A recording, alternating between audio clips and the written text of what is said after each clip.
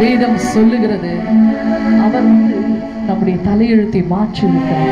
கையெழுத்தை குலைத்து போட்டார். கொலோசியர் 1:6 வாசிக்கிறோம். யாருக்காக? நமக்காக, நம்முடைய நல்வாழ்க்கைக்காக, நம்முடைய ஜெயத்துக்காக அவர் கல்வாரி சிலுவையில் நமக்காக எல்லாவற்றையும் செய்து முடித்தார். இப்போ நம்ம முற்றும் ஜெயம் கொள்ளுகிறவர்கள். சொல்லாமா? நான் முற்றும் ஜெயம் கொள்ளுகிறவள். ஒரு காலத்துல தோல்வியில இருந்தோம், எதை தொட்டாலும் தொலங்காது. ஆனா இப்பொழுது நாம் ஜெயத்தின் பிள்ளைகளாய் இருக்கிறோம். வேதம் சொல்லுகிறது, நீ கையிட்டும் செய்யும் காரியமெல்லாம் ஆசீர்வதிப்பேன். வேதம் சொல்லுது பாருங்க.